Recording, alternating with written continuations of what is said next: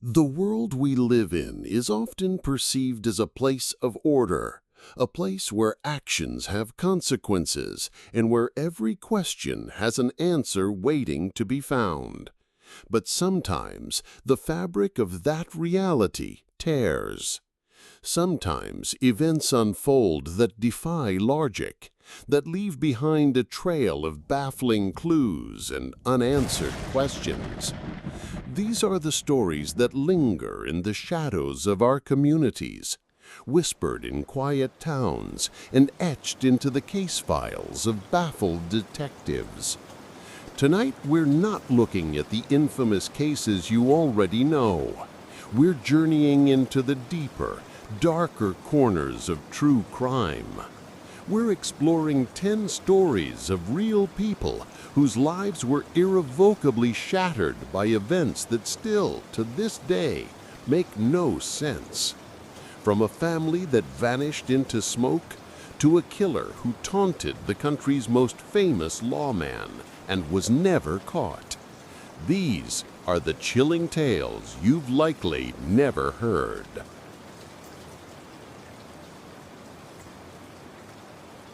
Our first story takes us to the snowy hills of West Virginia on a Christmas Eve that would mark the beginning of a lifelong nightmare.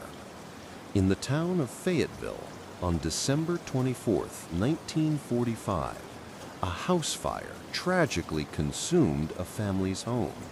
But when the smoke cleared and the embers cooled, the real mystery began. 5 of the children inside were gone, and not even their bones were left behind. This is the story of the Sodder family. George and Jenny Sodder were the embodiment of the American dream. An Italian immigrant, George had built a successful trucking business from the ground up, providing a comfortable life for his wife and their 10 children.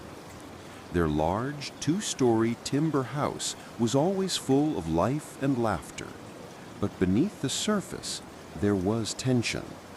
George was an outspoken critic of Italy's fascist dictator, Benito Mussolini, a stance that had led to heated arguments within the largely Italian-American community. On that Christmas Eve night, 9 of the 10 Sodder children were home.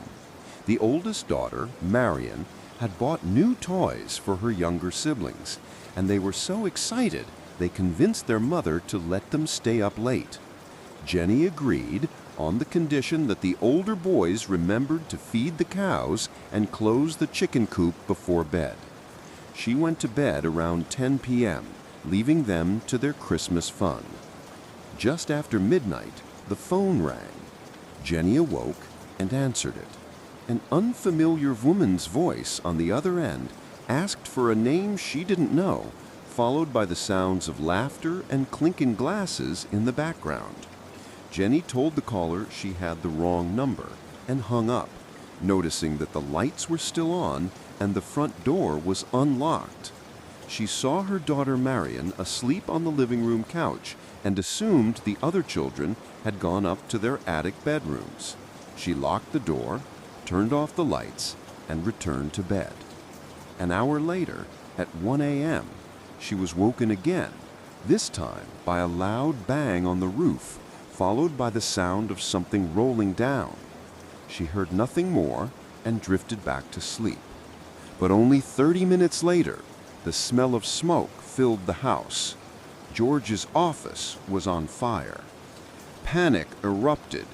George, Jenny, and 4 of their children, Marion, Sylvia, John, and George Jr., scrambled out of the burning house, but upstairs in the attic were Maurice, Martha, Louis, Jenny, and Betty. They were trapped. George rushed to save them. He smashed a window to re-enter the house, but was blocked by a wall of flames. He then raced to find the heavy ladder he always kept propped against the side of the house. It was gone. Inexplicably vanished. His next desperate idea was to drive one of his large work trucks up to the house and climb on top of it to reach the attic window. He ran to his trucks. Neither would start, despite having worked perfectly the day before. Helpless, the family could only watch in horror as the flames consumed their home, collapsing it into its own basement. The fire department, plagued by a slow response due to the late hour and a volunteer-only crew, didn't arrive until 8 a.m. By then, the Sodder home was nothing but a smoking pile of ash and timber. The initial assumption was as tragic as it was simple. The 5 children had died in the fire. But the next morning, when the fire chief began his investigation, the mystery deepened. Standard procedure was to search the ashes for the remains of the victims. They sifted through the debris for hours. They found no bones, no teeth, no skulls, not a single piece of physical evidence to prove that 5 children had perished there. The fire marshal, trying to offer an explanation, concluded the fire must have been hot enough to completely cremate the bodies. But multiple experts would later call this impossible. A house fire, even a hot one, does not generate the sustained 2,000-degree heat needed to obliterate human bone. Over the coming years, the Sodders' grief morphed into a desperate search for answers. They wondered about the strange phone call, the missing ladder, the disabled trucks. A telephone repairman confirmed their phone line had been cut, not burned. A bus driver told police he had seen people throwing balls of fire at the house shortly before it ignited. More disturbingly, a woman who was watching the fire from the road swore she saw some of the missing children peering out of a passing car as their home burned. George and Jenny Sodder never rebuilt their home. Instead, they turned the site into a memorial garden for their lost children. In 1952, they erected a billboard along Route 16, displaying the children's faces and offering a reward for information. It would stay there for the rest of their lives. The most haunting clue came in 1967, when Jenny received an envelope in the mail. Inside was a photo of a man in his mid-20s who bore a stunning resemblance to her son Louis, who would have been in his 30s. On the back was a cryptic message: Louis Sodder, I love brother Frankie, Ililla Boys, A90132 or 35. The family hired a private investigator to look into the new lead, but he took their money and was never heard from again. George Sodder passed away a year later, a man broken by a mystery he could never solve. Jenny wore black for the rest of her life, tending the memorial garden until her own death in 1989. To this day, no one knows the true fate of the Sodder children. Were they victims of a tragic accident, or were they stolen into the night, the fire a monstrous diversion to cover up an even darker crime?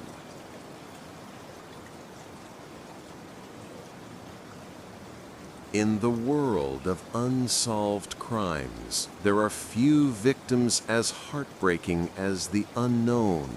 For decades, a young boy found in a cardboard box in Philadelphia was known only by a single tragic name: America's Unknown Child.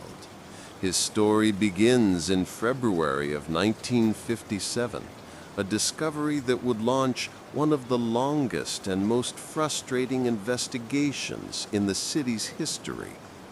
On February 25th, a young college student was checking his muskrat traps in a wooded area in the Fox Chase neighborhood of Philadelphia.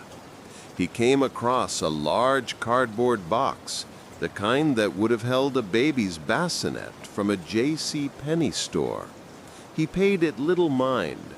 A few days later, another man was driving by when he saw a rabbit run into the underbrush. He stopped his car, and his curiosity led him to the same box. He opened it. Inside, wrapped in a worn plaid blanket, was the naked body of a small boy. Police were called to the scene. The boy was estimated to be between 4 and 6 years old. He was pale and underweight, and his small body was covered in bruises. An autopsy would later reveal multiple surgical scars, including on his ankle and groin. His hair had been recently and crudely chopped off, as clumps of it were still clinging to his body. Most disturbingly, his hands and feet showed signs of having been immersed in water for some time before his death. The cause of death was determined to be multiple blows to the head. The Philadelphia Police Department launched an unprecedented effort to identify him. They took his fingerprints, but they matched no one in any local or national database. They created a post-mortem photograph of the boy, dressed and sitting in a chair as if he were alive, hoping someone would recognize him. The photo was printed on over 400,000 flyers and posted in police stations, post offices, and liquor stores across the state. Still, nothing.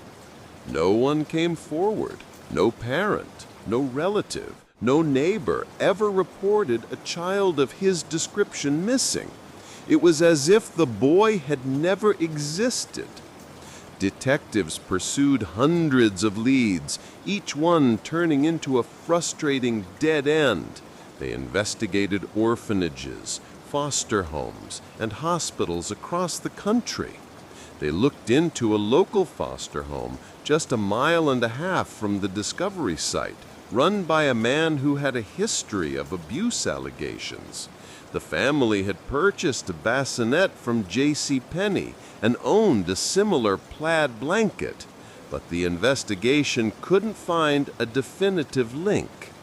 Another woman came forward with a story about her abusive mother purchasing a boy named Jonathan, keeping him in the basement, and then killing him in a fit of rage. While her story had compelling details, police could never fully corroborate it. For over 65 years, the boy remained nameless. He was buried in a potter's field, his grave marked with a headstone that read, "Heavenly Father, bless this unknown boy." But the case was never forgotten. Generations of detectives refused to let it go cold, passing the files down and periodically re-examining the evidence. In 1998, his body was exhumed for DNA testing, and he was reburied in a proper cemetery, the investigation still very much alive. Finally, with the advent of modern forensic genealogy, there was a breakthrough.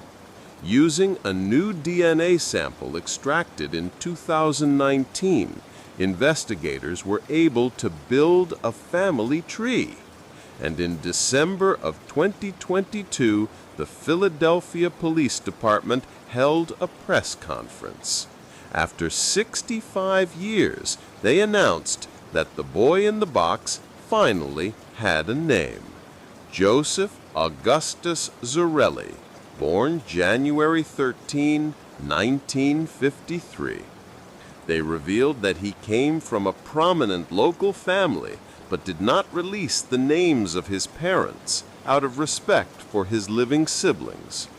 While his identity has been reclaimed from the silence of history, his story is not over. The investigation into who abused him and who took his life is now more active than ever. For decades, he was a symbol of the forgotten. Today, he is a testament to the fact that no victim is ever truly lost, as long as someone is willing to keep searching for their name.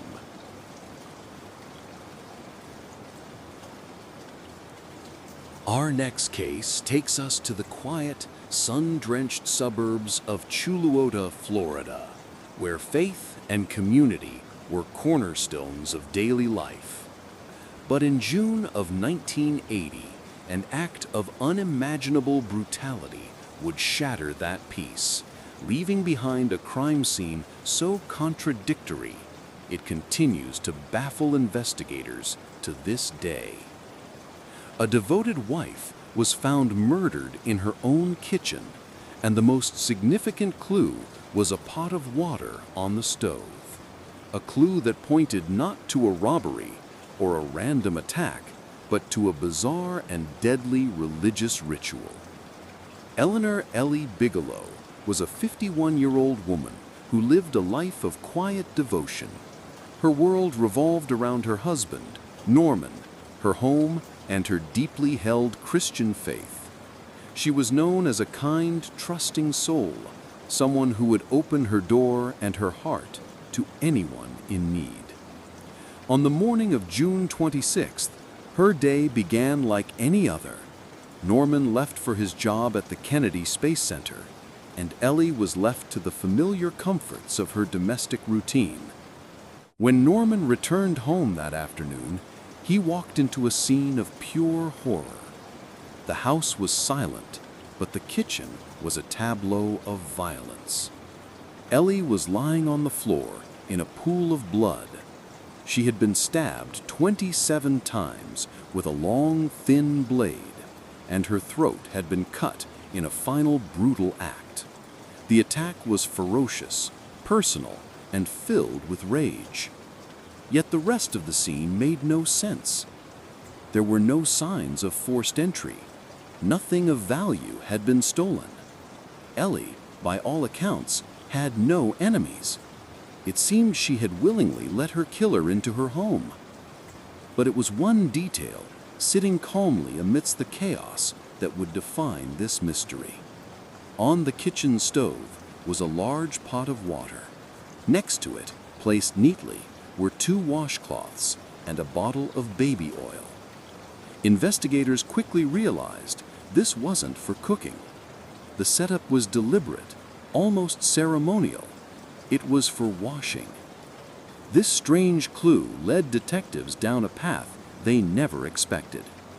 They learned that in some devout Christian sects, the act of foot washing is a profound ritual, a symbol of humility, service, and fellowship, mirroring the act of Jesus washing the feet of his disciples. The theory that emerged was as chilling as it was plausible. Did Ellie, in an act of faith, invite someone into her home to perform this sacred ritual? Was it a fellow church member, a troubled parishioner seeking guidance, or perhaps a complete stranger she felt compelled to minister to? The evidence suggested she knew her killer and was comfortable with them. She was found wearing a housecoat, and the ritualistic preparation of the water indicated she was expecting this person and this activity. It suggests a moment of serene faith was ambushed by an explosion of violence. Who could she have trusted so implicitly, only to be met with such a vicious betrayal? Despite a thorough investigation, the case went cold almost immediately. Police took over 200 sets of fingerprints from the home, but none ever matched a suspect in any database. The murder weapon, believed to be a stiletto-type knife, was never found. The community was left in shock, unable to comprehend who could commit such a heinous act against a woman known only for her kindness. The murder of Ellie Bigelow remains unsolved, a haunting testament to a moment where an act of supreme faith and an act of supreme evil collided, leaving behind only a silent pot of water and a question that can never be answered.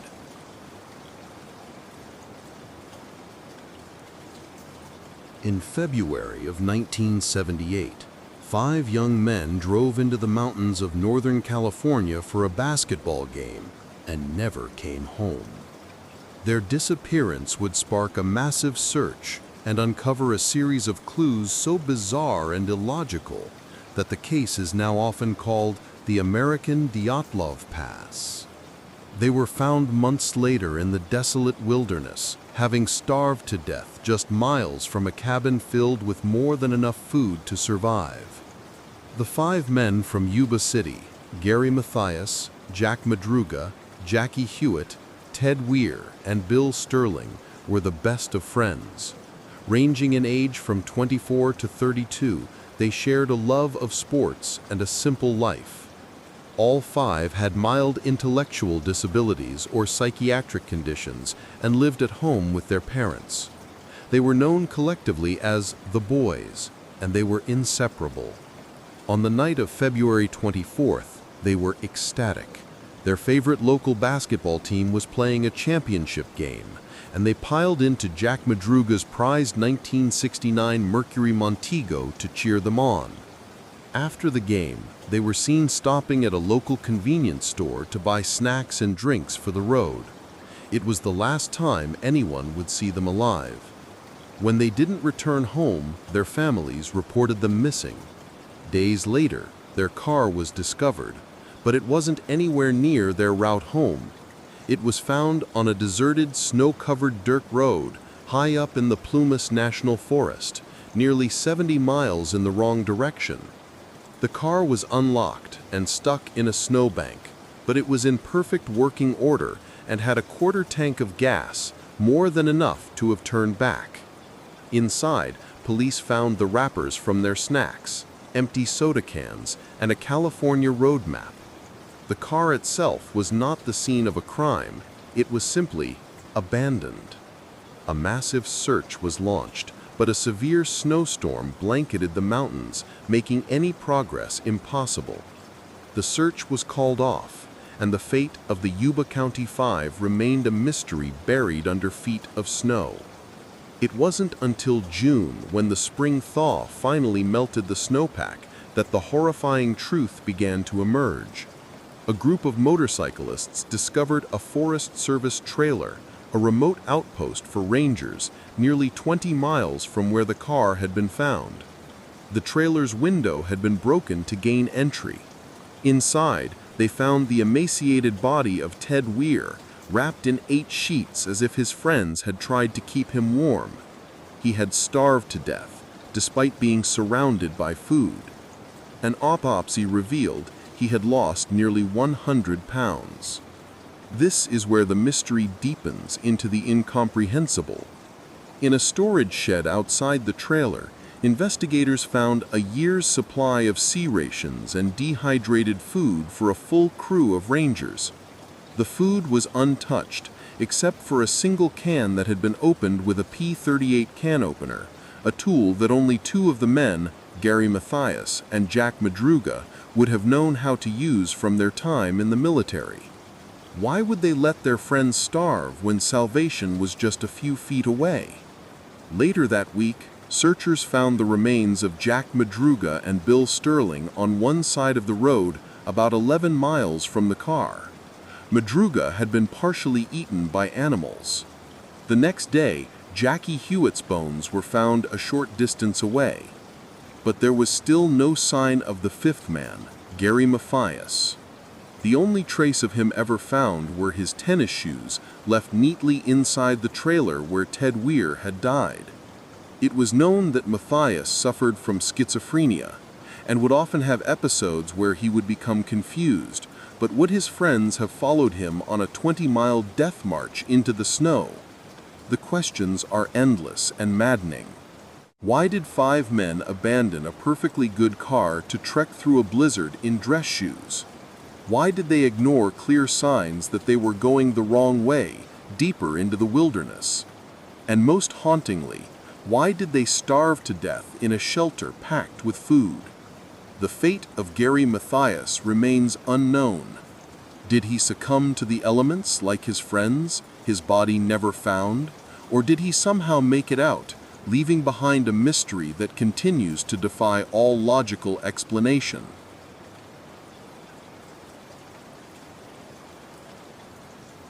We now travel to the dense forests of Bavaria, Germany, to a remote and isolated farmstead known as Hinterkaifeck. In the spring of 1922, this lonely farm became the setting for one of the most brutal and unsettling crimes in European history.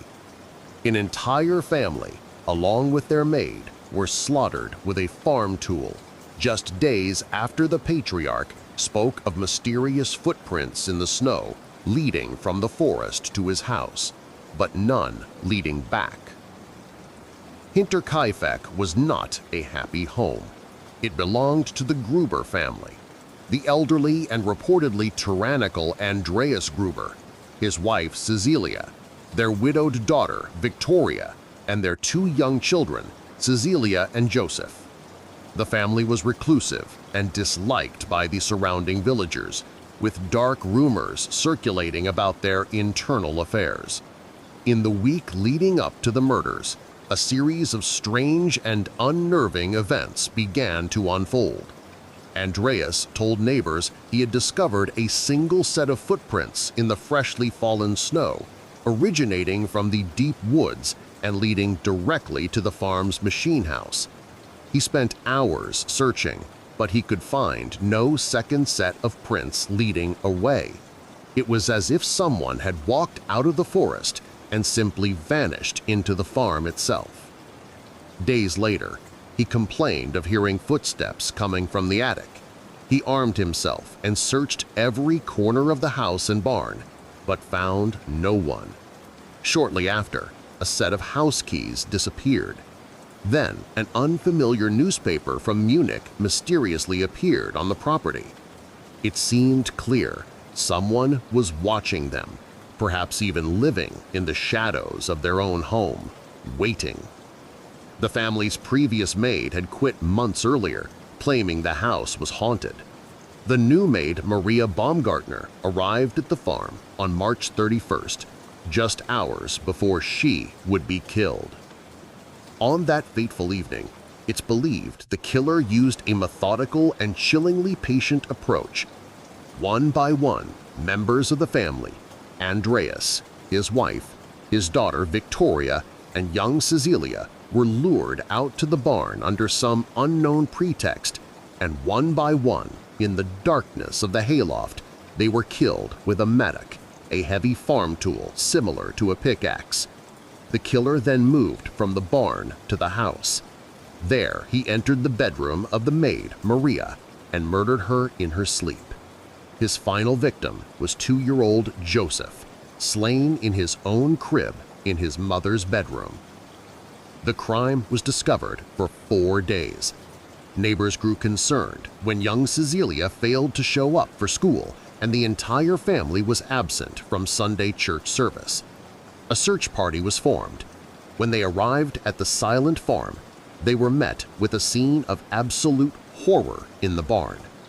Inside the house, they found the rest of the family. But the most disturbing discovery was yet to come. It became sickeningly clear that the killer had not fled after the murders. For several days, they had remained at Hinterkaifeck. The cattle had been fed, the dog had been cared for, meals had been eaten in the kitchen, and the fireplace had been recently tended. The killer had lived amongst the bodies of his victims, treating the farm as his own, before finally disappearing as mysteriously as he had arrived. The investigation was massive but ultimately fruitless. Robbery was ruled out as a large sum of cash was found untouched inside the house. Over 100 suspects were interviewed over the next several decades, from traveling handymen to vengeful neighbors and former lovers, but no one was ever charged. The heads of the victims were sent to Munich for examination by clairvoyants and were subsequently lost during the chaos of World War II. A year after the murders, the farm was completely demolished, erasing the physical location of the crime, but doing nothing to erase the chilling legend. The Hinterkaifeck murders remain a phantom crime, a tale of a predator who seemingly walked out of the woods, lived silently among his victims, and then vanished back into the forest, leaving behind only bloodshed and a mystery that will likely never be solved.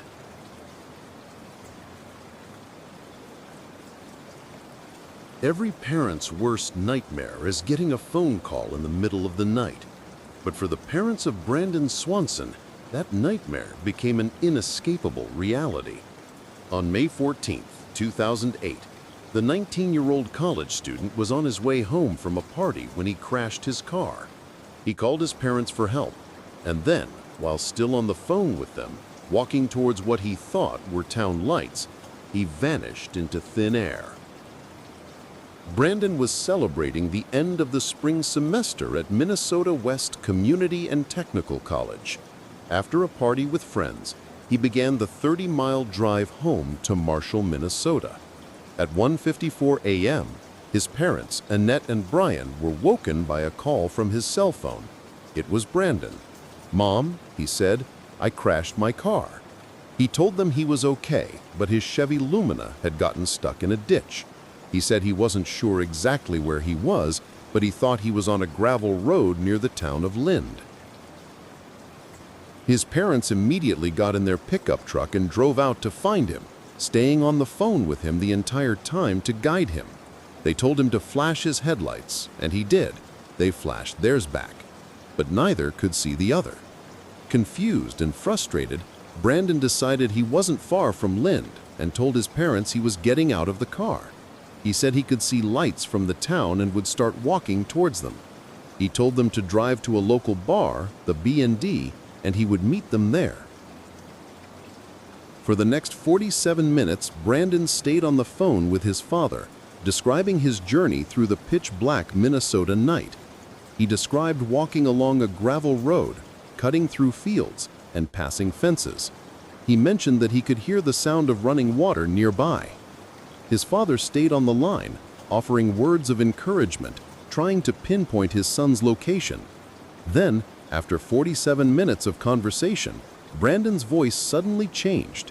He let out a panicked curse, "Oh shit," and the line went dead. Brian tried calling back again and again, but there was no answer. Brandon Swanson was gone. His parents continued to search frantically, but when they couldn't find him, they called the police. The investigation immediately revealed a terrifying fact. Using cell phone tower data, police pinpointed the location of Brandon's last call. He wasn't anywhere near Lind, as he had believed. He was 25 miles away, near the town of Porter, in a completely different direction. Searchers soon found his abandoned car in a ditch off a field road, exactly where cell data suggested it would be. This meant that when Brandon saw lights, he wasn't looking at the town of Lind. What lights he saw remains a mystery. An extensive search was launched. Hundreds of volunteers, law enforcement officers, and multiple canine units scoured the area. The search dogs picked up Brandon's scent from his car and followed it for 3 miles. The trail led them through farm fields and rugged terrain, following the course of the Yellow Medicine River. Then, at a spot on the riverbank, the trail simply stopped. Despite one of the largest search efforts in Minnesota history, not a single trace of Brandon has ever been found. No body, no clothing, no wallet. What happened in that final terrifying moment on the phone? Did he slip and fall into the fast-moving river? Did he encounter someone or something in the darkness?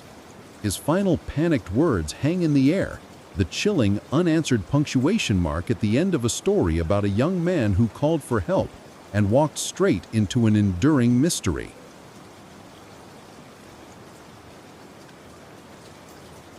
In the 1930s, during the bleakest years of the Great Depression, the city of Cleveland, Ohio was haunted by more than just poverty. A phantom stalked its impoverished neighborhoods, a predator who would become known as the Mad Butcher of Kingsbury Run. For years, this serial killer left a horrifying trail of decapitated and dismembered bodies. A killer who publicly taunted the city's most famous lawman and then, like a ghost, vanished without a trace. Between 1935 and 1938, a series of gruesome discoveries began in an area known as the Cleveland Flats. The victims were often transients, men and women on the fringes of society, whose disappearances went unnoticed for weeks. The killer's signature was as brutal as it was precise. He or she dismembered their victims with what appeared to be surgical skill, often while they were still alive. The official cause of death in nearly every case was decapitation. The killer would then discard the body parts across the city, creating a terrifying scavenger hunt for law enforcement. Torsos would be found in one location, limbs in another. In many cases, the head was never recovered. The city was thrown into a panic. The person responsible was clearly intelligent, strong, and had a working knowledge of human anatomy, leading police to suspect he might be a doctor, a butcher, or someone with medical training.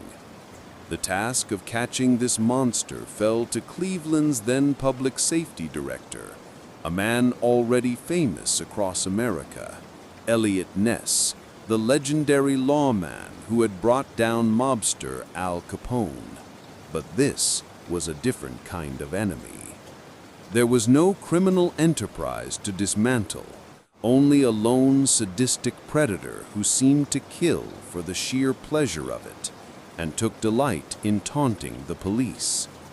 The pressure on Ness was immense.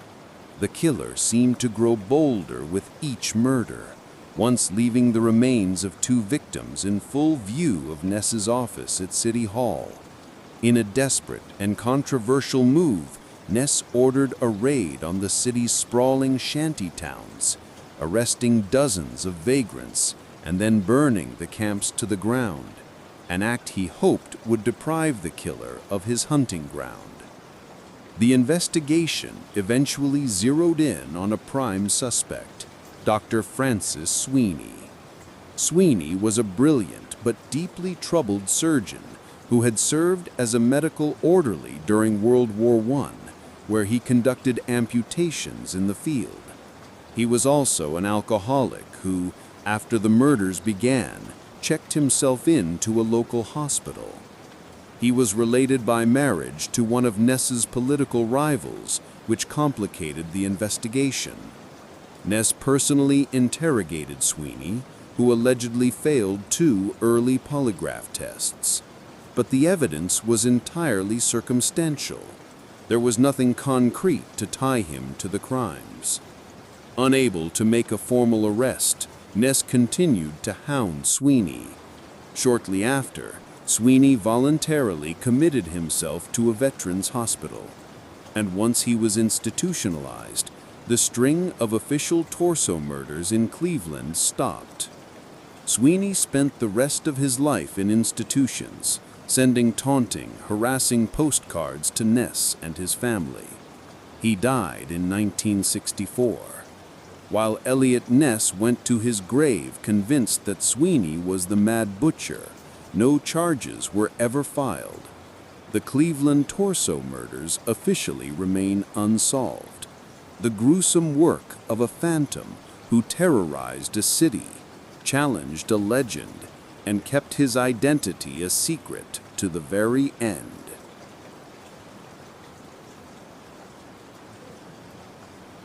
On occasion, a case emerges that is so strange, so saturated with inexplicable details, that it blurs the line between true crime and the truly paranormal. Such is the case of Zygmunt Adamski, a Polish coal miner living in England, whose simple trip to the store in June of 1980 ended 5 days later with his body discovered on top of a massive coal pile with bizarre burns on his neck and covered in a mysterious gel that forensics could never identify. Zygmunt Adamski was a 56-year-old colliery worker living a quiet life in the small village of Tingley, West Yorkshire. He was known as a dependable man who kept to himself. On the afternoon of June 6th, he left his home to walk to the local market to buy some potatoes. He was expected back shortly. He never returned. His disappearance was completely out of character, and a search was launched, but there was no sign of him. 5 days later, in the nearby town of Todmorden, 20 miles away, a man named Trevor Parker was at work at his father's coal yard. As he looked out across the yard, he saw something on top of a 12-foot-high pile of black coal. It was a man, lying on his back as if he had been placed there gently. It was the body of Zygmunt Adamski. From the very beginning, the scene made no sense.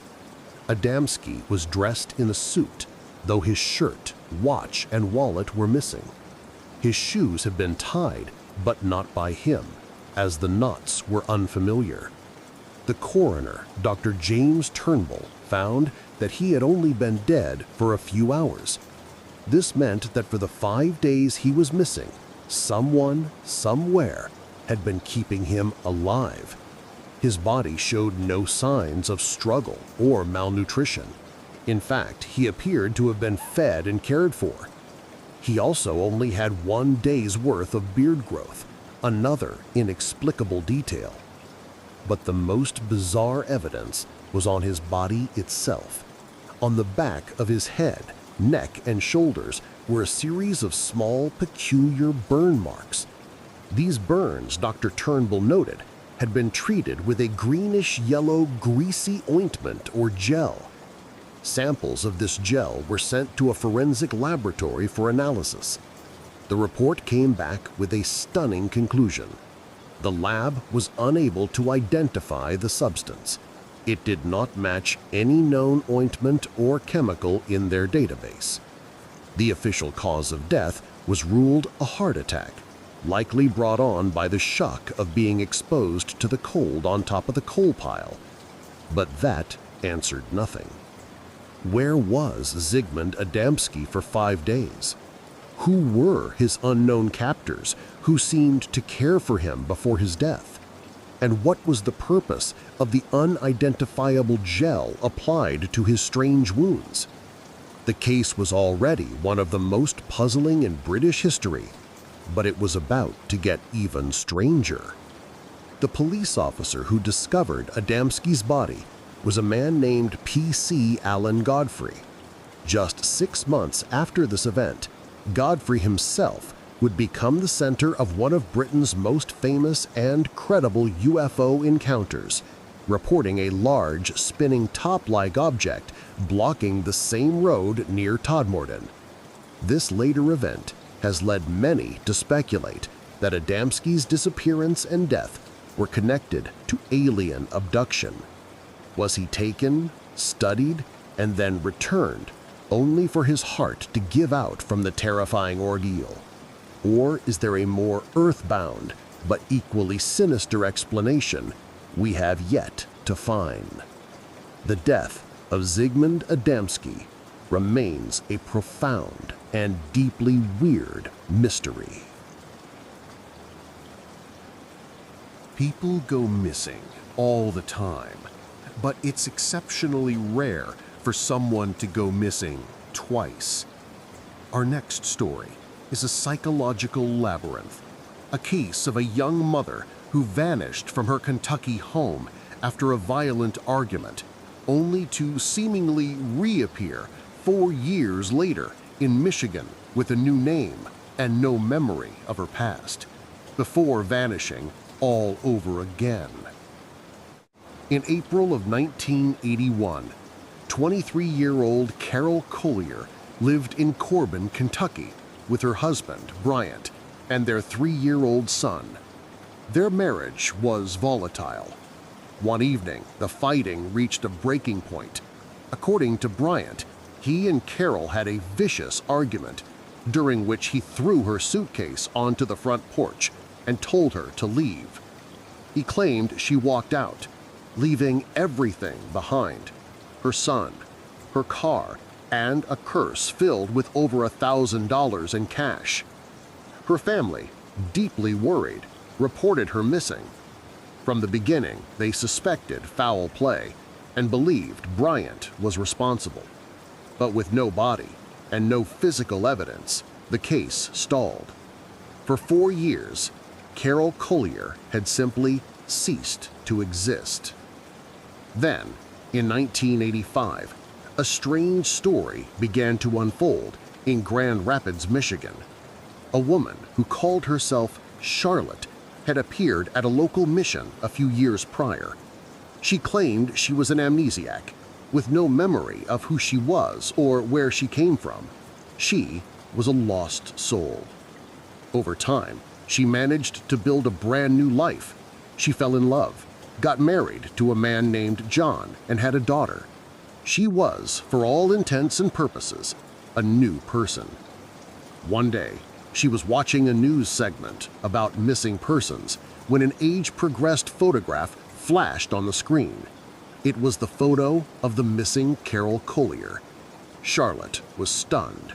She was looking at herself. She contacted the authorities. Fingerprints were taken and compared to those of the missing woman from Kentucky. The result was a perfect match. Charlotte was, without a doubt, Carol Collier. The news created a media firestorm. It was a miracle, a missing person found alive after years of silence. But for Carol, it was the beginning of an impossible psychological crisis. She was reunited with her family from Kentucky, including her son, now 7 years old, but she had no memory of them. She didn't remember her childhood, her first marriage, or the night she disappeared. She was a stranger to the people who loved her most. At the same time, her new life in Michigan, the only life she could remember, was crumbling. Her husband John, confused and heartbroken, struggled to cope with the revelation that her wife was someone else entirely. Trapped between a past she couldn't remember and a present that was falling apart, Carol's mental state deteriorated rapidly. A few months after her miraculous rediscovery, Carol checked herself out of a mental health facility in Michigan. She walked to a nearby bus station, purchased a ticket to an unknown destination, and for the second time in her life, she vanished. She has not been seen or heard from since that day in 1985. The mystery of Carol Collier is twofold. What truly happened on that night in Kentucky? Did she suffer a genuine psychotic break leading to total amnesia and wander away? Or was she fleeing a dangerous situation, and the amnesia was a story she created to stay hidden? And more importantly, where did she go that final time? Did she start a third life somewhere new? Or did she finally succumb to the darkness she had been running from all along?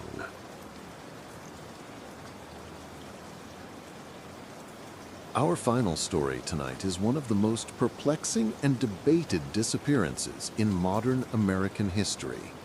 In October of 2009, an entire family, a husband, a wife, and their young daughter drove up a remote mountain in Oklahoma to look at a plot of land and were never seen alive again. Their truck was found abandoned with their dogs still inside, their wallets, their phones, and thousands of dollars in cash, in a case that points to every possibility, from a drug deal gone wrong to witchcraft and a supernatural curse. Bobby Jameson, his wife Sherilyn, and their 6-year-old daughter Madison were looking for a fresh start. They planned to buy a 40-acre plot of land in the isolated San Bois Mountains near Red Oak, Oklahoma, and live a quiet life off the grid. On October 8, 2009, they loaded up their pickup truck and drove into the mountains to inspect the property. They never came back. 8 days later, a group of hunters stumbled upon the Jamesons' truck abandoned on a remote dirt road. The scene inside was deeply unsettling. The family's dog, Maisie, was inside, malnourished but alive. The truck was locked, and inside were both of their wallets, IDs, cell phones, and a GPS unit. Most bizarrely, tucked under the driver's seat was a bank bag containing $32,000 in cash. The family itself was gone. The investigation immediately uncovered a trove of strange and disturbing details about the family. They were not the happy, aspiring homesteaders they appeared to be. Both Bobby and Sherilyn suffered from chronic pain and seemed to be wasting away physically. The family had become increasingly paranoid. Their pastor said they were involved in what he called spiritual warfare, claiming their house was haunted by spirits named Emily and Michael. Sherilyn's best friend told police that Sherilyn had claimed to be a witch and that their home was a hub of strange activity. The evidence from the truck only deepened the mystery. Police found an angry 11-page hate letter written by Sherilyn to Bobby, detailing a list of grievances. They also found a photo on Bobby's cell phone, believed to be of Madison, where the little girl looks solemn and possibly distressed. The family had also been seen acting erratically on CCTV footage from their home security system on the day they disappeared, walking back and forth to their truck in a trance-like state, barely speaking to one another. For 4 years, theories swirled. Did they get lost in the vast wilderness? Unlikely, given they had a GPS. Did they abandon their lives and go into witness protection? The cache suggested they might be involved in something illegal, perhaps a meth deal gone wrong, a common problem in the area. Or did their paranoid delusions lead them to a tragic end? Then, in November of 2013, the case took its final grim turn. The skeletal remains of 2 adults and 1 child were discovered by hunters less than 3 miles from where the truck had been found. They were lying side by side, face down in the remote woods. Dental records confirmed they were the Jamison family. An extensive forensic analysis was performed, but due to the advanced state of decomposition, a cause of death could not be determined. There were no bullet holes, no broken bones, no signs of a struggle. The discovery of the bodies answered the question of where they were, but it did nothing to explain why. Why would a family abandon their locked truck, leaving behind their beloved dog and a life-changing amount of cash, only to walk 3 miles into the wilderness, lie down next to each other, and die? The official cause of death remains a mystery. The case of the Jamison family is a chilling puzzle, a vortex of paranoia, financial desperation, and strange beliefs that culminated in an inexplicable, silent end on a remote Oklahoma mountain. From the mountains of Oklahoma to the woods of Germany, these stories remind us that sometimes there are no easy answers. They are a testament to the fact that just beyond the veil of our ordinary lives, true, deep, and often terrifying mysteries remain. They are the cases that keep detectives awake at night and force us to question how much we really know. The only thing certain is that for the families of the victims, the search for truth never ends.